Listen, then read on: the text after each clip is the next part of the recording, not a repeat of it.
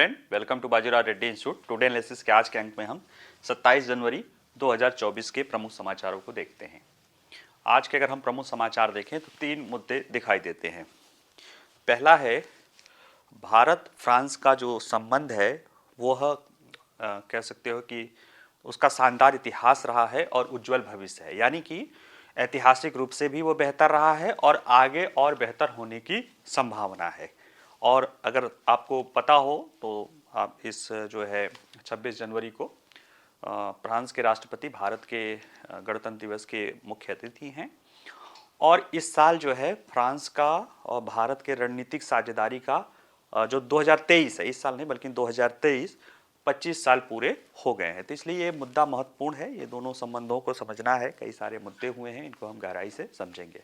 जहाँ तक दूसरा मुद्दा है, आज एक समाचार है आज के न्यूज़ पेपर में कि उत्तराखंड विधानसभा का एक सत्र, एक दिवसीय सत्र 5 फरवरी को बुलाया गया है, जो कि वहाँ पे उस राज्य में समान नागरिक संहिता को लागू करने के लिए यानी विधायी कार्य करने के लिए लाया गया है। ठीक है, तो इसलिए ये पूरा मुद्दा फिर से हमारे लिए चर्चा में आ जाएगा कि समान नागरिक संहिता क्या है, उसको लेकर क्या संवैधानिक प्रावधान है, संविधान सभा में उसको लेकर क्या कहा गया है, उसको उसके पक्ष में क्या तर्क होते हैं, उसके विपक्ष में क्या तर्क होते हैं, और सुप्रीम कोर्ट में भी अगर कुछ ऐसी बात रही हो तो उसको लेकर कुछ जो भी निर्णय रहे हों उनको हम देखेंगे। ठीक है, जहाँ तक तीसरा मुद्दा है, आपको पता होगा कि 29 दिसंबर को 2023 को जो है इंटरनेशनल कोर्ट ऑफ जस्टिस या अंतर्राष्ट्रीय न्यायालय जो हेग में स्थित है, उसमें दक्षिण अफ्रीका ने इजराइल के विरुद्ध जो है नरसंहार कि इजराइल जो गाजा में कर रहा है वो नरसंहार का आरोप लगाते हुए एक वाद दायर किया था।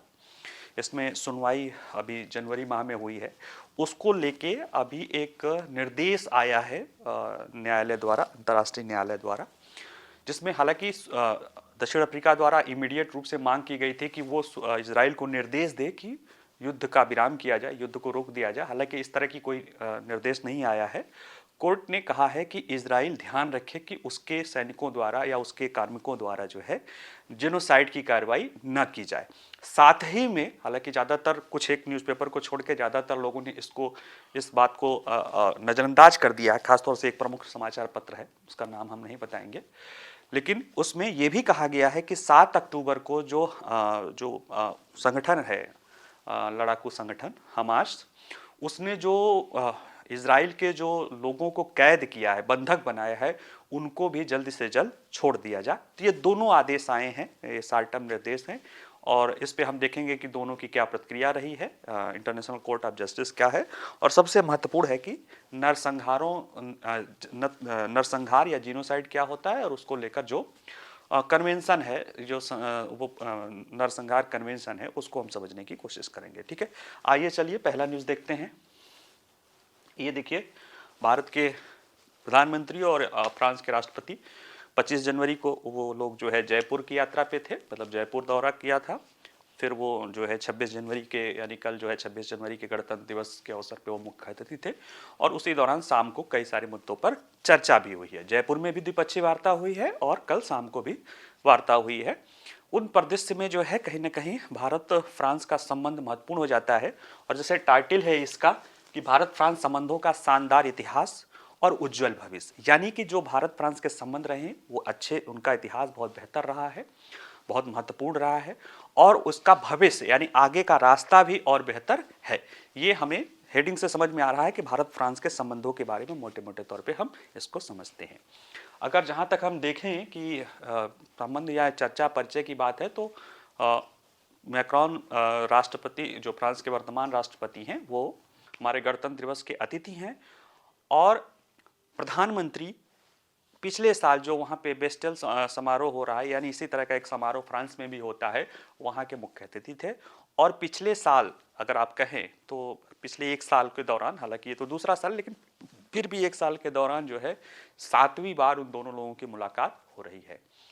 और कहीं ना कहीं ये जो पिछला साल बीता है वो फ्रांस और भारत के रणनीतिक साझेदारी का, स्ट्रेटेजिक पार्टनरशिप का 25वां साल ही है, इसलिए ये कहीं महत्वपूर्ण है। कई सारे मुद्दे हैं, अगर भारत फ्रांस के संबंधों को देखेंगे तो उसमें रक्षा है, उसमें डिजिटल सहयोग है, उसमें स्पेस टेक्नोलॉजी का सहयोग है, उसमें व्यापार है, उसमें और भी बहुत सारे पहलू जैसे अंतर्राष्ट्रीय मंचों पर संबंध की बात है, लेकिन अभी जो मुद्दा हुआ उसमें सबसे प्रमुख है रक्षा उत्पादन को लेकर एक समझौता किया गया है, वो एक महत्वपूर्ण चीज है। तो हम सभी पहलुओं को आइए एक एक करके समझते हैं। देखिए, परिचय की बात करें तो दोनों के जैसे जो बात कही जा रही है ना कि शानदार इतिहास है और उज्जवल भविष्य, तो शानदार इतिहास कैसे है इसको समझिए। तो वर्ष 1998 में तत्कालीन फ्रांसीसी राष्ट्रपति जैक सिराक आए थे। वो भारत के साथ 21वीं सदी के लिए साझेदारी का विचार व्यक्त किया। जो 21वीं सदी 21st सेंचुरी के लिए साझेदारी की थी, 98 में किया था, उसी साझेदारी को, यानी उसके बाद वो स्ट्रेटेजिक पार्टनरशिप होता है और उसके 25 साल हो गए थे। ये जैक सिराक ही हैं जिन्होंने भारत के महत्व को 98 में ही समझ लिया था, ठीक है, और उसके पहले भी समझ लिया था, क्योंकि ये लगातार दो बार भारत के गणतंत्र दिवस के क्या रहे हैं, मुख्य अतिथि रहे हैं। एक बार राष्ट्रपति के रूप में 1998 में, और उसके पहले 22 साल पहले 1976 में जब ये प्रधानमंत्री थे वहां के, तब भी ये भारत के गणतंत्र दिवस के मुख्य अतिथि थे, ठीक है। और ये दोनों जैक सिराक का दौरा महत्वपूर्ण है, क्योंकि जब 76 में ये भारत के गणतंत्र दिवस के मुख्य अतिथि थे तो उस समय इमरजेंसी लागू था और ज्यादातर पश्चिमी देश भारत में लोकतंत्र की न होने और इस तरह की आलोचना कर रहे थे, क्योंकि आपको पता होगा कि जो है इंदिरा गांधी के समय जो है भारत का कहीं न कहीं झुकाव रूस की तरफ या पूर्व सोवियत संघ या यूएसएसआर की तरफ था, तो अमेरिका भी विरोधी खेमे में था। ऐसे में उसकी आलोचना करना जाहिर बनता है। इसके बावजूद भी फ्रांस के प्रधानमंत्री भारत आए थे और उनका मानना था कि भारत का भविष्य, भारत में ग्रोथ संभावना है और 21वीं सदी में भारत एक प्रमुख शक्ति बनेगा। इसके लिए फ्रांस के लिए जरूरी है कि फ्रांस उसके साथ सहयोग करे, ठीक है। तो वो एक बताता है कि जब हमारे यहाँ इमरजेंसी लगा था उस दौरान भी वो भारत की यात्रा में आए थे।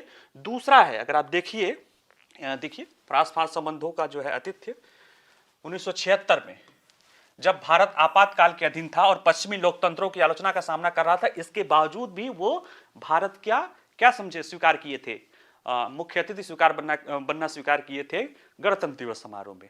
1998 में जब आए थे, जनवरी 1998 में वो दोबारा आए थे, तो ये भी महत्वपूर्ण बात है। और उस दौरान उन्होंने स्ट्रेटेजिक पार्टनरशिप की थी और उसके कुछ ही दिन बाद, यानी जनवरी में आए थे, मई 1998 में भारत ने पोखरण में परमाणु विस्फोट किया था और पूरी दुनिया ने भारत पर प्रतिबंध लगा दिया था। लेकिन फ्रांस एकमात्र देश था, मतलब रूस भी था, फ्रांस ऐसा पश्चिमी देश था, पश्चिम की बात हो रही है, रूस से अलग पश्चिमी देश था, जिसने भारत की आलोचना तक नहीं की थी। और यह बताता है कि कैसे भारत फ्रांस के संबंध ऐतिहासिक रूप से मजबूत रहे हैं। और अब की बार देख लीजिए, मैक्रॉन का ये था कि अमेरिका के राष्ट्रपति का आना है। हालांकि कुछ विवाद को लेकर जो है भारत ने भी थोड़ी सी कोल्ड शोल्डर दिखाया, उधर से भी दिखा कि उनकी व्यस्तता की बात की गई। और आनन फानन में ये फ्रांस के राष्ट्रपति जान रहे थे कि अमेरिका के राष्ट्रपति को बुलाया जाना था, उनके नहीं आने पर हमें बुलाया गया। इसके बावजूद भी फ्रांस के राष्ट्रपति भारत के गणतंत्र दिवस के मुख्य अतिथि बनना स्वीकार करते हैं। ये बताता है कि फ्रांस का जो भारत को लेकर जो संबंध है, जो फ्रांस भारत के जो संबंध है, वो कितने महत्वपूर्ण और कितने गहराई से जुड़े हुए हैं, ठीक है। तो इन्हीं हम संदर्भों में इसको समझते हैं कि जो है रणनीतिक साझेदारी जो जैक सिराक के जो 98 की यात्रा के बाद हुई थी, उसकी 25वीं वर्षगांठ मना रहे थे पिछले साल भारत और फ्रांस। और उसी दौरान भारत के प्रधानमंत्री भी जो है वहां पे गए थे फ्रांस में, तो जुलाई में। तो उन दोनों ने यही राष्ट्रपति मैक्रॉन और भारत के प्रधानमंत्री नरेंद्र मोदी ने एक होराइजन 2047 1947 तक का जो है एक होराइजन साइन किया है। यानी इसको और आगे, तब तक हमारा रणनीतिक साझेदारी कितना हो जाएगा, 50 साल हो जाएगा। और 2047 हमारे लिए महत्वपूर्ण है, क्योंकि हमारा क्या हो जाएगा, जो है आजादी के 100वीं वर्षगांठ हो जाएगी। और इसी तरह से इसी प्रकार जो है फ्रांस के साथ हमारे जो है रणनीतिक संबंधों के, यानी डिप्लोमेटिक कूटनीतिक संबंधों के भी 100वां साल हो जाएगा। तो उस संदर्भ में भी ये होराइजन 2047 को किया गया है, ठीक है। तो आइए देखते हैं कि रणनीतिक साझेदारी की 25वीं वर्षगांठ का क्या मतलब रखता है ना। फ्रांस भारत रणनीतिक साझेदारी, जो भारत के किसी भी पश्चिमी देश के साथ पहली साझेदारी थी, यानी रूस के साथ तो थी, लेकिन जो पश्चिमी देश यानी जो यूरोपीय कंट्रीज या अमेरिका, इस तरह से जो नॉर्थ के कंट्री कहा जाता है, उनमें से किसी भी पश्चिमी देश के साथ पहली साझेदारी थी। अब तो बहुत सारे देशों के साथ है, लेकिन ये पहली साझेदारी थी। और वे द्विपक्षीय, क्षेत्रीय और अंतर्राष्ट्रीय संदर्भों में काफी प्रगति इसमें देखी गई है। और ये साझेदारी खास क्यों है? अगर इनको जरा सा समझे, कुछ अधिकारी जो इनको इस मुद्दे को समझते हैं दोनों पक्षों से, उनका कहना है कि ये साझेदारी रणनीतिक स्वायत्तता, स्ट्रेटेजिक ऑटोनॉमी। स्ट्रेटेजिक ऑटोनॉमी ये होता है जैसे कि देखिए, एक तो होता है कि आप अलायंस हो जाए दो देशों के, जैसे नाटो अलायंस है या और सारे देश हैं कि जिधर एक देश जा रहा है उधर दूसरे देश को जाना है। स्ट्रेटेजिक ऑटोनॉमी ये है कि दोनों देश अपने अपने हितों को देखते हैं, वैश्विक स्तर पे जो जुड़े हुए हित हैं, जिनको जो लगता है कि ज्वाइंट दृष्टि से उनको प्रभावित करते हैं, उस पर साझा हित रखते हैं। इसके बावजूद भी उनमें प्राय पर्याप्त तो स्वतंत्रता रहती है कि वो अपने हितों के अनुसार अपना काम कर सके। ये बात अगर कहे देखा जाए, नाटो अलायंस में फ्रांस ही एकमात्र ऐसा देश है जो कह सकता है कि कुछ नहीं बल्कि काफी कुछ स्ट्रेटेजिक स्वायत्तता रखता है। और भारत तो आजादी के साथ ही स्ट्रेटेजिक स्वायत्तता रखता था, क्योंकि उसने नाम निर्गुट आंदोलन चलाया, बाद में स्ट्रेटेजिक स्वायत्तता की बात की, डीहाइफिनेशन की बात की, और अब तो मल्टी अलाइनमेंट्स यानी ज्यादातर यानी सभी पक्षों के साथ, बहुपक्षों के साथ संबंधों की बात करके। तो कहीं ना कहीं स्ट्रेटेजिक स्वायत्तता, रणनीतिक स्वायत्तता दोनों पक्षों के लिए एक महत्वपूर्ण है। दोनों संप्रभुता की साझा भावना से करते हैं, एक बहुध्रुवी दुनिया बनाने की बात करते हैं, लोकतांत्रिक मूल्यों और कानून के शासन के लिए जो है इनके बीच में आकर्षक प्राकृतिक आकर्षण है, और ये सारी चीजें विश्वास और स्थिरता प्राप्त कराती है। साथ ही साथ जो हमारी रणनीतिक साझेदारी है उसके जो प्रमुख हैं वो रक्षा सुरक्षा है, नागरिक परमाणु मामले हैं, न्यूक्लियर सिविल जो है एग्रीमेंट है, अंतरिक्ष समझौता है, और अब इंडो पैसिफिक जो है घटक भी हो गया है, क्योंकि फ्रांस के कई सारे जो है हिंद महासागर के, प्रशांत महासागर के कई सारे द्वीपों पर जो है उसका अभी भी उनका शासन है। ऐसे में उसकी सुरक्षा फ्रांस जो है एक कहीं ना कहीं अपनी द्वीपीय व्यवस्था के तहत जो है कहीं ना कहीं हिंद महासागर और पैसिफिक क्षेत्र में एक महत्वपूर्ण भूमिका अदा करता है। ऐसे में ये दोनों देश इस मुद्दे पर भी एक दूसरे के साथ साझेदारी करते हैं। अब अगर जरा देखा कि परंपरागत रूप से देख लिया जाए कि भारत फ्रांस के जो संबंध हैं, जो सहयोग के प्रमुख स्तंभ क्या क्या रहे हैं, तो देखिए उसमें सबसे पहला है रक्षा। ठीक है, भारत और फ्रांस के बीच मजबूत और सशक्त रक्षा साझेदारी रही है। दोनों पक्ष द्विपक्षीय रक्षा सहयोग की समीक्षा वार्षिक रक्षा वार्ता, जिसमें रक्षा मंत्री स्तर और रक्षा सहयोग पर उच्च समिति सचिव स्तर के तहत की जाती है, और कई सारे संयुक्त रक्षा अभ्यास भी किए जा रहे हैं। और रक्षा चीज़ों की खरीदारी जो है वो तो रक्षा उत्पादों की खरीदारी तो है ही है, और अभी देखेंगे कि रक्षा उत्पादन के संयुक्त प्रयास वो है, नीचे है देखेंगे, जिसमें यहाँ तक दिया गया है कि दोनों देश मिलकर साझा रक्षा उत्पादन करेंगे, जो केवल अपने अपने देशों के लिए नहीं, दूसरे देशों के लिए भी उसका उपयोग किया जा सकता है। हम इस तरफ बढ़ रहे हैं, रक्षा साझेदारी से हम संयुक्त रूप से रक्षा उत्पादन और आगे बढ़ने की बात कर रहे हैं। इसी तरह से अंतरिक्ष, इसरो और फ्रांसीसी अंतरिक्ष एजेंसी ने के बीच में बहुत अंतरिक्ष के क्षेत्र में 50 वर्षों से अधिक समय से सहयोग है। कई सारी जो है यूरोपीय जो है अंतरिक्ष एजेंसी, उसमें फ्रांस की महत्वपूर्ण भूमिका है, वो सारे पहलू इसके द्वारा होता रहा है। तो अंतरिक्ष दूसरा क्षेत्र है। नागरिक परमाणु सहयोग, जैसा कि हम अगर आप पिछले याद होगा तो बताए थे कि जब अमेरिका के साथ सिविल न्यूक्लियर एग्रीमेंट हुआ था और उसमें एनपीटी जो है न्यूक्लियर प्रोलिफरेशन ट्रीटी में उसको थोड़ा छूट मिला था आईए के तहत, तो फ्रांस वो पहला देश था जिसने पहले ही उसके साथ क्या कर दिया था, भारत अमेरिका की अभी बात चली रही थी तब तक फ्रांस ने जैतापुर के लिए जो है क्या कर लिया था, समझौता कर लिया था, और जैतापुर प्लांट उसको अलॉट भी कर दिया गया था।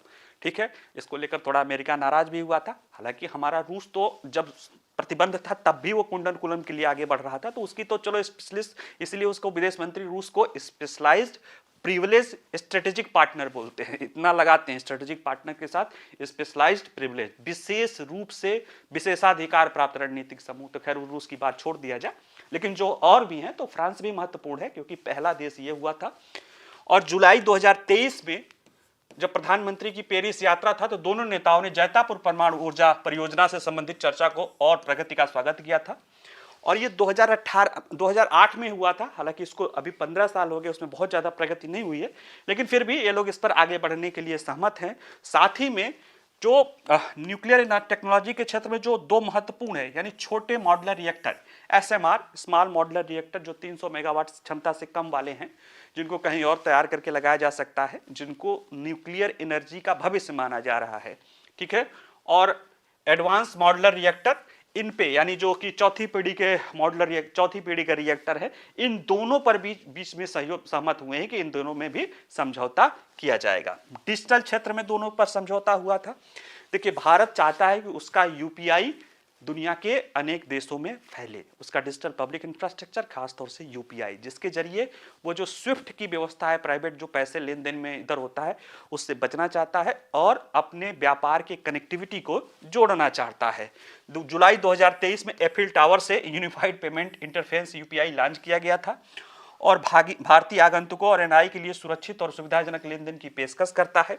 इसके साथ साथ हमारा जो सीडेक है, जो कंप्यूटर क्षेत्र में करता है, खासतौर से जो सुपर कंप्यूटर, और फ्रांस की एक कंपनी है यूरोपियन बहुराष्ट्रीय आईटी सेवा और परामर्श कंपनी, ये दोनों जो है फ्रांस मिलके, यानी सीडेक और ये यानी फ्रांस की कंपनी मिलके भारत में अब तक के लिए 14 सुपर कंप्यूटर विकसित किए गए हैं, जिसमें 4.6 पेटाफ्लॉप का सबसे तेज सुपर कंप्यूटर परम सिद्धि भी शामिल है। यानी कि फ्रांस यूपीआई की तरफ, डिजिटल की तरफ भी जा रहा है और सुपर कंप्यूटर में भी वहां की एक संस्था भारत के सीडेक जो पुणे में स्थित है, जो सुपर कंप्यूटर और इस तरह की बनाने के लिए उसको बनाने में मदद कर रहा है। ठीक है, तो अगला है आर्थिक संबंध।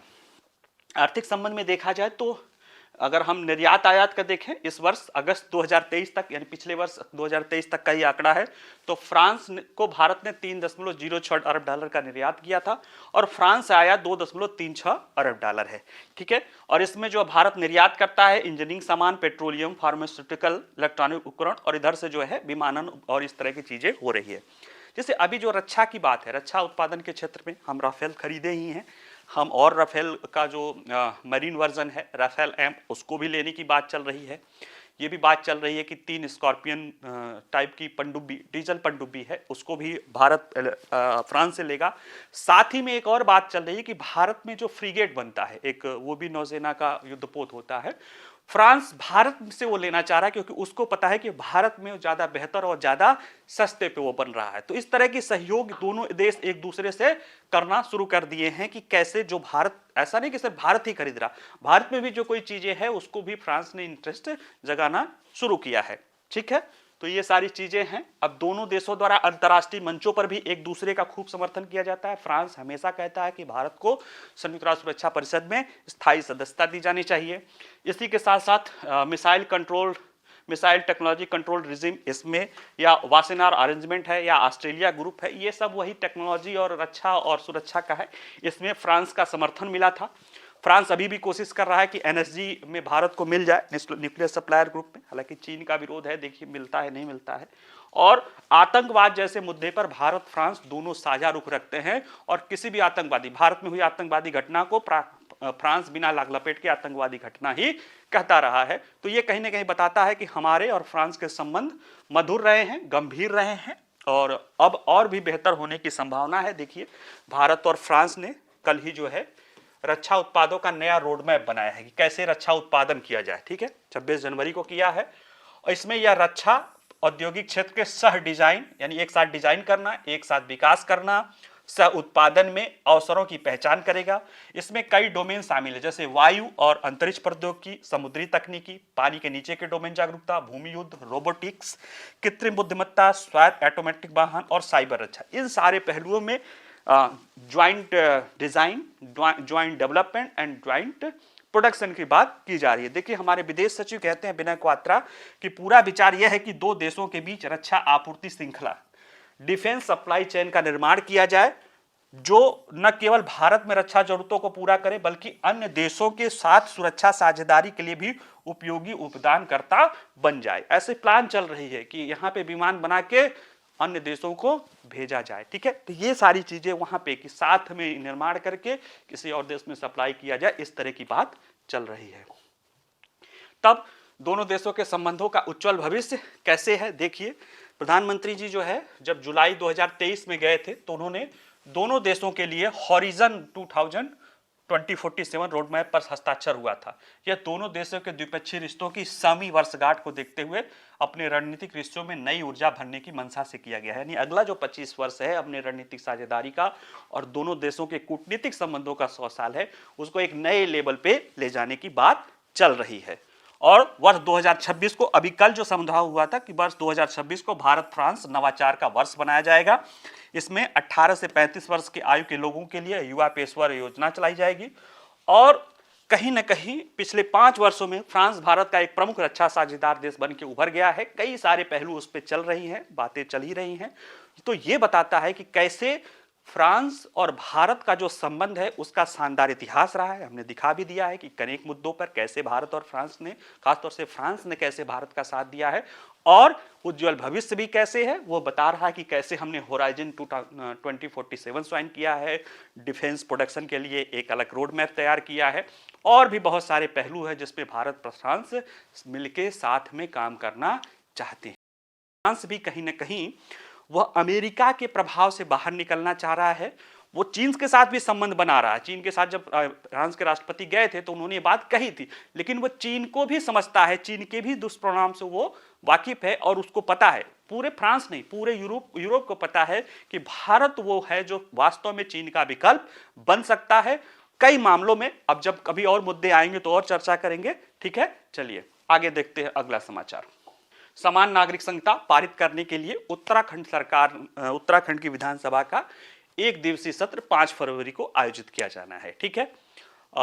देखिए, पिछले साल मई में ही उत्तराखंड सरकार ने मई 2022 में उत्तराखंड सरकार ने एक आयोग का गठन किया था। सुप्रीम कोर्ट की पूर्व न्यायाधीश हैं कोई, उनकी अध्यक्षता में किया गया था, जिसने अपनी रिपोर्ट बन रही है, उसका ट्रांसलेशन हो रहा है, और उम्मीद है कि 2 से 3 फरवरी को सरकार को रिपोर्ट प्रस्तुत की जाएगी। उसी को आधार बनाते हुए एक विधान जो है 5 फरवरी को पास करने का विचार है।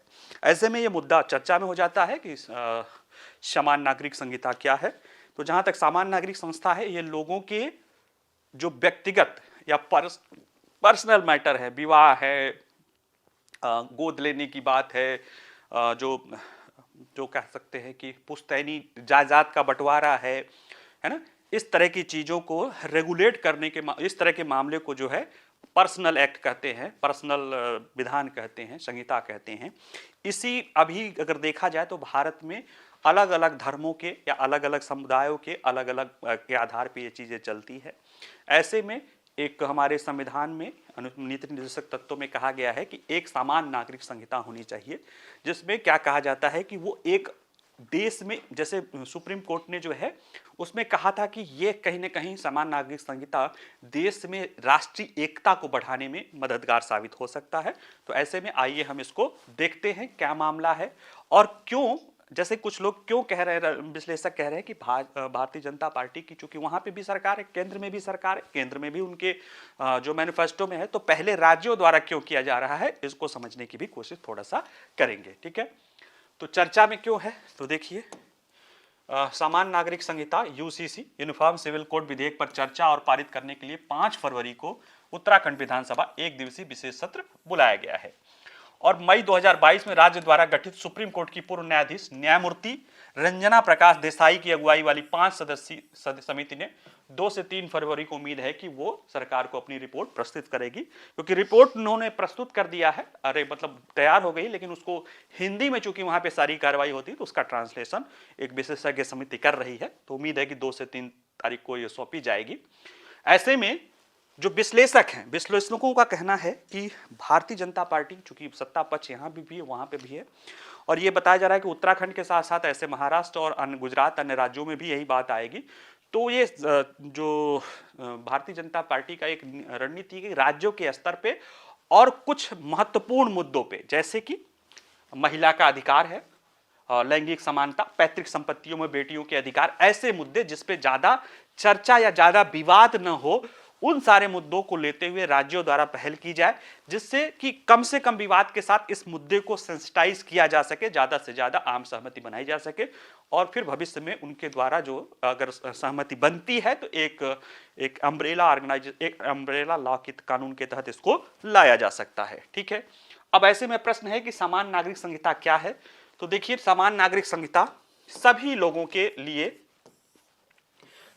व्यक्तिगत कानूनों की एक समान संहिता रखने का विचार है। व्यक्तिगत कानून में क्या आते हैं, विरासत आता है, विवाह आता है, तलाक आता है, बच्चे की अभिरक्षा आता है, गुजारा भत्ता आदि पहलू उसमें शामिल होते हैं। यानी जो परिवार और उसके आगे कैसे चलेगा उसके मुद्दों से जुड़ा हुआ यह मामला है, ठीक है। इसमें आपराधिक नहीं है क्योंकि वो चलता है, और दीवानी भी कई सारे मामले इसके सिविल राइट को छोड़ते हुए वो कानून के आधार पे चलते हैं, ठीक है। और इसमें जो वर्तमान में देखा जाए तो भारत के व्यक्तिगत कानून या पर्सनल लॉ जो है काफी जटिल है, विविध है, और प्रत्येक धर्म अपने अपने विशिष्ट नियमों का पालन करता है। कैसे, इसका एक उदाहरण अगर हम देख लें, इसको समझिए, अगर एक उदाहरण देख लें। अच्छा, पहले समझ लेते हैं कि कानून के आधार पे, हाँ, सामान्य नागरिक संहिता के स्वरूप और आकार पर अक्सर बहस होती है। इस विचार में जो है कैसे है कि संविधान के नीति निर्देशक सिद्धांतों के तहत अनुच्छेद 44 में कहा गया है कि भारत के पूरे क्षेत्र में नागरिकों के लिए एक समान नागरिक संहिता सुनिश्चित करने का प्रयास करना चाहिए।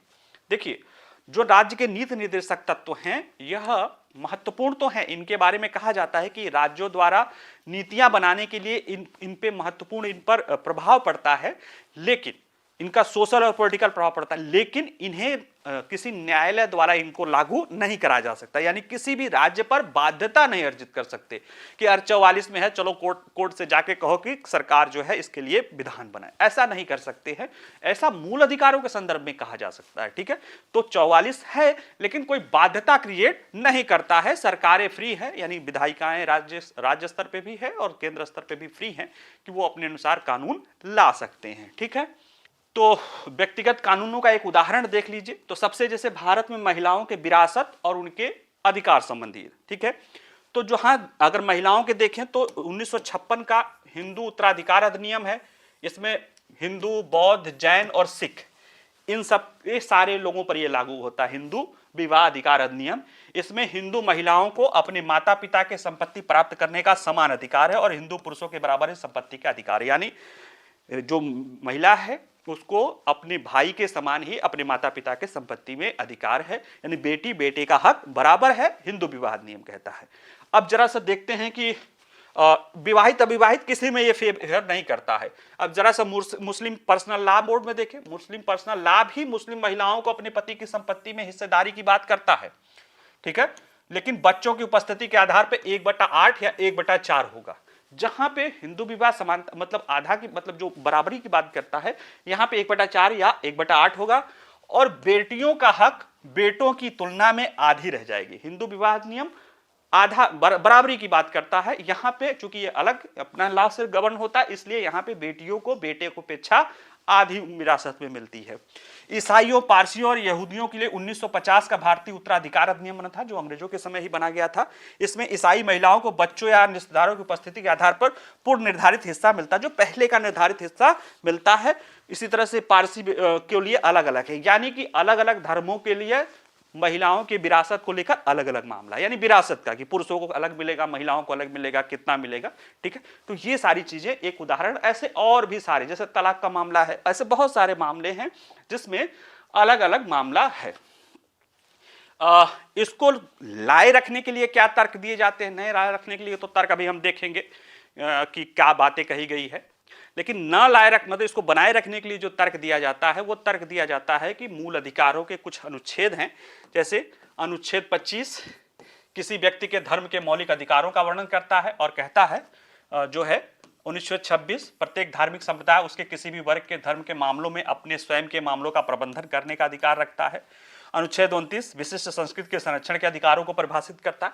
ये वो मामले हैं जो कह सकते हैं धार्मिक, जो अल्पसंख्यकों को जो धार्मिक अधिकार मिले हैं, सांस्कृतिक अधिकार मिले हैं, उनके आधार पे वो जस्टिफाई करते हैं कि उनको अपने धर्म या अपने सांस्कृतिक पहचान के आधार पे कुछ अलग अपनी पहचान जो है सिविल राइट, जो है पर्सनल राइट अधिकार है, ये उनकी मान्यता है, ठीक है।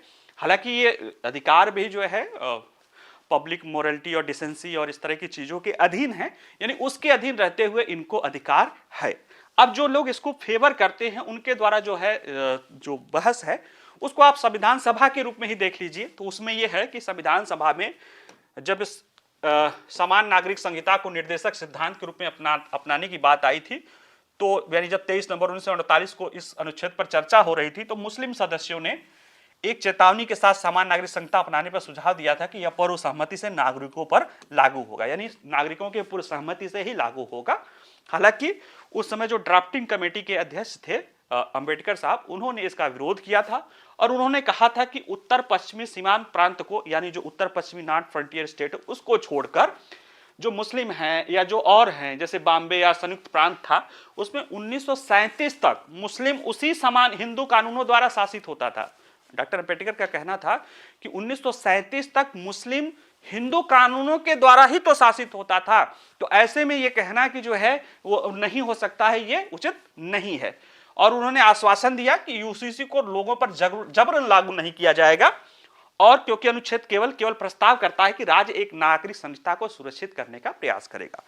और यही बात उन्होंने भी कहा था कि उन्होंने भविष्य में उम्मीद किया कि संसद अगर यूसीसी पर कानून बनाएगी तो वो विशुद्ध स्वैच्छिक तरीके से, यानी आम सब लोगों को ले के अगर ये चीजें करेगी तभी ये चीजों को आगे, उनका विचार था कि संसद ऐसे ही करेगी, और अब तक एक ऐसा ही किया है।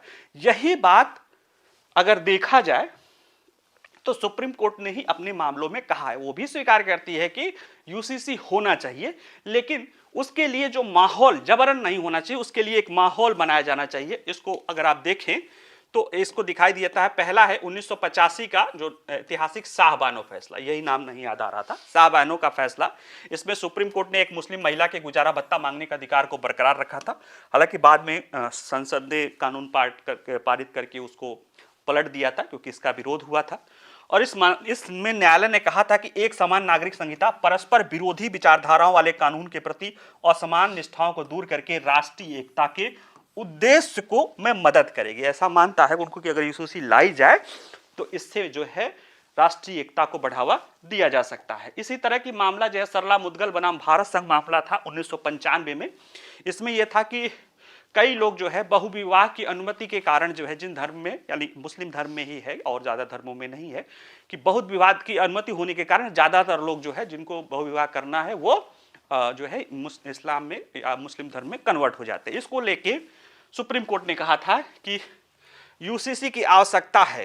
उन्होंने कहा था कि यूसीसी की, इस पर रोक लगाते हुए कहा था कि देखिए, सरला मुद्गल बनाम भारत संघ ने कहा था कि बहुविवाह की अनुमति देने वाले कानूनों का लाभ लेने के लिए इस्लाम धर्मांतरण पर लगाते हुए कहा कि यूसीसी की आवश्यकता पर शायद ही संदेह किया जा सकता है, क्योंकि अगर इस तरह से रहे तो कोई इस तरह का काम करेगा ही नहीं करेगा। और इसमें कहा गया कि ऐसा तभी हो सकता है जब सामाजिक माहौल समाज के अभिजात वर्ग द्वारा ठीक से बनाया गया हो और नेताओं के बीच राजनेता जो व्यक्तिगत लाभ हासिल करने के बजाय ऊपर उठते हैं और परिवर्तन को स्वीकार करने के लिए जनता को चेंज करते हैं। यानी कि स्टेटस मैन जो बात होती है ना, लीडर्स में जो पॉलिटिकल लीडर्स से स्टेटस मैन, जो ये अपने व्यक्तिगत हितों को छोड़ते हुए ऊपर उठते हुए आम लोगों को करते हुए, और उसमें जो बताते हैं कि जो समाज का एलिट वर्ग है वह अगर माहौल बनाए, इसमें किया जाए तो इसको लागू किया जा सकता है। यानी देखा जाए तो डॉक्टर अंबेडकर ने जो है संविधान सभा के बहस में ही बात की थी, इसीलिए उसको उसमें जो है नीति निर्देशक तत्वों में रखा गया है। और कोर्ट ने भी अपने एक दो फैसलों में ये माना है कि इसको होना चाहिए, लेकिन उसमें कैसे होना चाहिए इसको लेकर जबरदस्ती की बजाय जो है कहीं ना कहीं जो है स्वेच्छा से या सलाह मशवरा, व्यापक सहमति आदि इस मुद्दे को लेकर चलना चाहिए। ठीक है, अगला जो मुद्दा है कि अंतर्राष्ट्रीय न्यायालय ने इजराइल को नरसंहार के कृत्यों को लेकर जो है उसको रोकने के लिए, यानी उससे बचने के लिए कुछ निर्देश दिया है। अगर ये मामला देखा जाए तो ये दक्षिण अफ्रीका द्वारा अंतर्राष्ट्रीय इंटरनेशनल क्रिमिनल कोर्ट में 29 दिसंबर 2023 को लाया गया था इजराइल पर कि वो गाजा में उसके द्वारा नरसंहार की कार्रवाई की जा रही है। और ये अभी की नहीं, ये काफ़ी पुरानी है, और ये इसको 7 अक्टूबर से न जोड़ा जाए, उसके पहले से भी इजराइल की कार्रवाइयाँ ऐसी रही है जो कहीं ना कहीं नरसंहार को बढ़ावा देनी। हालांकि इजराइल ने इसका विरोध किया था। ये मामला अभी इंटरनेशनल कोर्ट ऑफ जस्टिस में है, और उस पे अभी उसके पक्ष विपक्ष न करते हुए भी इंटरनेशनल कोर्ट ऑफ जस्टिस ने फैसला सुनाया है कि इजराइल को, यानी जो मांग की गई थी दक्षिण अफ्रीका की कि जो युद्ध है उस पर तत्काल रोक लगाए, उसकी बात को नहीं माना है। उसने सिर्फ इतना कहा है कि इजराइल ध्यान रखे, पूरी तरह से ध्यान रखे कि उसके लोगों द्वारा नरसंहार जैसी कोई चीजें न होने पाए, क्योंकि इजराइल क्या है, जेनोसाइड जो कन्वेंशन है 1948 का, उसका वो हस्ताक्षर करता है। और सिर्फ हस्ताक्षर करता नहीं है, जो जेनोसाइड कन्वेंशन भी आया था वो कहीं ना कहीं यहूदी लोगों का जो होलोकास्ट हो रहा था उसके ही जो है परिप्रेक्ष्य में लाया गया था। और ये पहला अंतर्राष्ट्रीय मानवाधिकार कानून था जो यूएनओ के गठन के तुरंत बाद ही इसे 1948 में लाया गया था। ठीक है, तो ऐसे में उसने कहा है कि वो ध्यान रखे, युद्ध विराम को नहीं कहा है, यानी कि कहीं ना कहीं इजराइल के पक्ष का भी ध्यान रखा है। साथ ही में उसने हमास को भी कहा है कि जो 7 अक्टूबर की घटना के बाद जो उसने अपने यहाँ जो बंदी बनाए हैं इजराइल के लोग, उनको जल्द से जल्द छोड़ें, ताकि मामले को आगे बढ़ाया रोक जो है इसको शांतिपूर्ण किया जा सके। मानवीय सहायता के लिए भी इजराइल को कहा है। और जैसी प्रतिक्रिया है कि दोनों पक्ष, इसमें दोनों पक्षों के लिए कहा गया, तो दोनों पक्ष इसको अपने अपने अनुसार जो है व्याख्या करते हुए उसका कहते हैं कि हमारे लिए हुआ है, हमारे लिए हुआ है। लेकिन देखते हैं क्या मामला है, थोड़ा सा और गंभीरता से इसको देख लेते हैं। चर्चा में क्यों है? क्योंकि शुक्रवार 26 जनवरी को इजराइल को फिलिस्तीनियों के खिलाफ नरसंहार के कृत्यों को रोकने और नागरिकों की मदद के लिए अधिक प्रयास करने का आदेश दिया गया है। हालांकि उसने दक्षिण अफ्रीका के अनुरोध के अनुसार युद्ध विराम का आदेश देने से इनकार कर दिया। दक्षिण अफ्रीका का मांग ही यही था कि तुरंत युद्ध विराम की बात किया जाए, क्योंकि इजराइल वहां पे नरसंहार की प्रयास कर रहा है। तो ये कहा कि नहीं, उसको रोकने की कृत्य को, ऐसा कुछ हो रहा है तो उसको रोका जाए और नागरिकों को मदद दिया जाए और युद्ध विराम किया जाएगा। इस निर्णय ने गाजा में युद्ध को रोकने के लिए बाध्यकारी आदेश की फिलिस्तीनी उम्मीदों को खारिज कर दिया है। यह इजराइल के लिए, यानी फिलिस्तीन को भी झटका लगा है, क्योंकि उसकी उम्मीद को खारिज कर दिया है। लेकिन यह इजराइल के लिए भी एक कानूनी या नैतिक झटका है। जब मैं पिछली बार पढ़ा रहा था तो बता रहा था कि यह नैतिक ज्यादा है कानूनी से, क्योंकि इन्फोर्स तो कराया नहीं जा सकता है। प्रतिबंध लगेगा तो संयुक्त राष्ट्र सुरक्षा परिषद में अमेरिका वीटो कर देगा, वो कोई बात नहीं। लेकिन ये नैतिक है, क्योंकि यहूदी जातियां होलोकास्ट की शिकार थी, उसी के ऐतिहासिक परिप्रेक्ष्य में इसको लाया गया था। इजराइल इसका कन्वेंशन का सदस्य है और उसी पर अगर नरसंहार का आरोप लग रहा है तो कहीं ना कहीं ये इजराइल पर एक गंभीर, कहीं ना कहीं उस पर नैतिक उसकी चोट पहुंचती है। इसीलिए इजराइल ने पहली बार अपनी बहुत बड़ी फोर्स जो है कह सकते हैं कानूनी फोर्स इस पे लगाई थी। अदरवाइज वो इन सब मुद्दों पर ध्यान नहीं देता था, क्योंकि जिन मुद्दों का वो उसको सॉफ्ट कॉर्नर है दुनिया का, उसी में उसको उलझाने की कोशिश की जा रही है। ठीक है, अंतर्राष्ट्रीय न्यायालय द्वारा इस मामले में दिया गया निर्देश 2 है। कई सारे न्यूज़पेपर में सिर्फ ये दिखा रहा है कि इजराइल को दिया गया है, नहीं, वो इजराइल को युद्ध विराम नहीं करना है, लेकिन ध्यान रखना है कि वो अपने कार्मिक, जो उसके आर्मी, जो मिलिट्री पर्सनल हैं, वो नरसंहार जैसी कोई कार्रवाई को अंजाम न दें, मानवीय सहायता आगे बढ़ाएं। साथ ही यह पहली बात है कि यह न्यायालय ने नरसंहार के आरोपियों की योग्यता का फैसला नहीं किया है। यानी ये नहीं कि नरसंहार हो रहा है या नहीं हो रहा, अभी इस पर कोई फैसला नहीं आया है, इसमें बहुत साल लग सकते हैं। ठीक है, और दूसरा, न्यायालय ने फिलिस्तीनी सशस्त्र समूहों के 7 अक्टूबर के हमलों के बंधक बनाए गए लोगों को रिहा करने का भी निर्देश दिया है। यह भी एक कह सकते हो कि स्वागत योग्य कदम है, क्योंकि जब दक्षिण अफ्रीका यह मामला लाया था, जब उससे पूछा गया था, कह रहा था कि हमास इसका या फिलिस्तीन इसके पार्टनर नहीं है, उसके सहयोगी नहीं है किसके नरसंहार के मामले में, इसलिए उनके विरुद्ध नहीं लाया जा सकता है। लेकिन कोर्ट ने दोनों को, इनको भी कहा है कि आप रोको और ध्यान रखो, और इनको कहा है कि आप भी उनको छोड़ो। प्रतिक्रिया अपनी अपने सभी, जैसे फिलिस्तीनी अधिकारी कह रहे हैं बहुत अच्छा है, लेकिन अब छोड़ने पर जो बात आएगी उसका क्या कहना है उसके बारे में भी नहीं पता है। दूसरा, इजराइल के प्रधानमंत्री बेंजामिन नेतन्याहू ने कहा है कि देखिए, अदालत ने लड़ाई रोकने का आदेश देकर इजराइल को खुद की रक्षा करने के बुनियादी अधिकार से वंचित करने की अपमानजनक मांग को उचित रूप से खारिज कर दिया है। तो यह भी बात सही है, मांग तो यही की गई थी कि जो है युद्ध को रोका जाए, ऐसा कोई आदेश नहीं आया है। लेकिन चूंकि निर्देश दिया है कि वो इस तरह से ध्यान देने से रोके, तो कहीं ना कहीं इजराइल पर नैतिक दबाव भी बनेगा। तो अब वो देखिए क्या होता है। दोनों पक्ष, ऐसा है कि दोनों पक्ष को खुश करने का निर्णय दिया गया है। न्याय कुछ इसी तरह का होता भी है, क्योंकि इसमें कहीं ना कहीं हमास की भी गलतियां हैं। अंतर्राष्ट्रीय न्यायालय के समक्ष मामला क्या था? तो 1948 नरसंहार मामले के तहत दक्षिण अफ्रीका ने कहा था कि इजराइल लगातार फलस्तीन के लोगों के साथ नरसंहार जैसी कार्रवाई कर रहा है। ठीक है, और उस कन्वेंशन के धारा 2 के तहत उल्लंघन किया था। और नरसंहार उसमें जो धारा कहती है, यानी जो कन्वेंशन कहता है कि किसी राष्ट्रीय, जाति, नस्ली या धार्मिक समूह को पूरी तरह से या आंतरिक रूप से नष्ट करने के इरादे से किया गया कार्य जो है नरसंहार माना जाता है। और दक्षिण अफ्रीका ने कहा कि इजराइल जो गाजा में कर रहा है वो यही कर रहा है, उस समूह को जो है कहीं ना कहीं फिलिस्तीनी लोगों को जो है पूरी तरह से आंशिक रूप से नष्ट करने के इरादे से वो कार्रवाई कर रहा है। क्यों कर रहा है? क्योंकि आपको पता होगा कि जो इजराइल ने कहा है कि वो हमास को पूरी तरह से समाप्त करके काम करेगा। उसको वो हमास पे समाप्त करने के लिए कह रहा है, क्योंकि वो उसको उग्रवादी संगठन मान के जो उस पर हमला, अपने जवाबी कार्रवाई का। लेकिन दक्षिण अफ्रीका ने उसको कहा कि नहीं, ये पूरे फिलिस्तीनी लोगों के लिए है। ठीक है, अंतर्राष्ट्रीय न्यायालय क्या है? देखिए, ये हेग में स्थित संयुक्त राष्ट्र संघ का प्रमुख न्यायिक अंग है।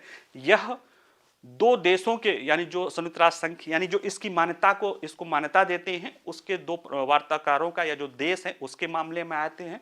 व्यक्तिगत मामले यहाँ पे नहीं उठाए जा सकते हैं, वो इंटरनेशनल क्रिमिनल कोर्ट में उठाए जाते हैं, जो भी हेग में स्थित है। लेकिन उसमें किसी देश को नहीं लाया जा सकता। और दूसरे, यह मामले स्वतः से नहीं लाते हैं, इसके जो पक्षकार होते हैं, अगर जिस किसी अंतर्राष्ट्रीय शांति समझौते का कोई उल्लंघन होता है, अगर उसमें बात कही रहती है कि नहीं इसको लाया जा सकता है, तो जो उसके पक्षकार होते हैं वो ला सकते हैं। देखिए, मामला इजराइल हमास पे हमला कर रहा है, लेकिन हमास चूंकि हमास या मान लो चलो फिलिस्तीन पे कर रहा, तो फिलिस्तीन इसका पक्षकार नहीं है, इसलिए वो नहीं लाया है। लेकिन दक्षिण अफ्रीका पक्षकार है और इजराइल पक्षकार है, तो इसलिए दक्षिण अफ्रीका ने इजराइल पे जो है आरोप लगाते हुए इस मामले को लाया है। नरसंहार कन्वेंशन क्या है, अगर इसको समझें तो नरसंहार के अपराध की रोकथाम और सजा पर कन्वेंशन एक अंतर्राष्ट्रीय मानवाधिकार संधि है जिसने पहली बार नरसंहार के अपराध को संहिताबद्ध किया था। नरसंहार कन्वेंशन 9 दिसंबर 1948 को संयुक्त राष्ट्र महासभा द्वारा अपनाया गया पहली मानवाधिकार संधि थी और ये 12 जनवरी 1951 से 51 से प्रभावी है। दक्षिण अफ्रीका और इजराइल दोनों ही इसके जो है समर्थक हैं। इसमें जो कहता है, जो मेन चीज है इसमें कि यह कन्वेंशन नरसंहार को एक राष्ट्रीय, नेशनल, जातीय, नस्ली, इथनोसिटी, धार्मिक समूह को पूरी तरह से या आंशिक रूप से नष्ट करने के इरादे से निम्नलिखित 5 कृत्यों के रूप में परिभाषित करता है। क्या? एक समूह के सदस्यों की हत्या, उनको पूरी तरह से या आंतरिक तरह से नष्ट करने के इरादे से अगर पूरे समूह की हत्या की जा रही है, गंभीर शारीरिक या मानसिक क्षति पहुंचाई जा रही हो, समूह पर जीवन की ऐसी परिस्थितियों को थोपना जो उनके शारीरिक विनाश के लिए बनाई गई हो, एक समूह के भीतर जन्मों को रोकने के इरादे से उपाय लागू करना, समूह के बच्चों को जबरन दूसरे समूह में स्थानांतरित करना। अगर ये सारे 4-5 कार्य जानबूझकर किसी राष्ट्रीयता, जातीयता, नस्लीय, धार्मिक समूह को पूरी तरह से या आंशिक तरह से देखिए नष्ट कराने के विशिष्ट इरादा से किया जाता है, तब उसे नरसंहार माना जाता है। और इस मुद्दे को जो है कहां पे, ये उसको आप अंतर्राष्ट्रीय न्यायालय में लाया जा सकता है। हालांकि अब ये भी मामला लंबा चलेगा। इस तरह के किसी भी निर्णय जो है अंतर्राष्ट्रीय कोर्ट ने अभी नरसंहार के किसी भी तरह के मामले में अभी तक कोई फैसला नहीं दिया है। 1-2 बार सर्बिया के मामले में आया था, लेकिन अभी फैसला नहीं दिया है। लेकिन उम्मीद थी कि यह रोक लगा सकता है जिस पर नैतिक दबाव बनेगा। तो रोक तो नहीं लगाया है, लेकिन ध्यान दिया है कि इसे इस पर रोकने की कार्रवाई करे। ठीक है, चलिए आज इतना ही, बाकी मिलते हैं कल। नमस्कार।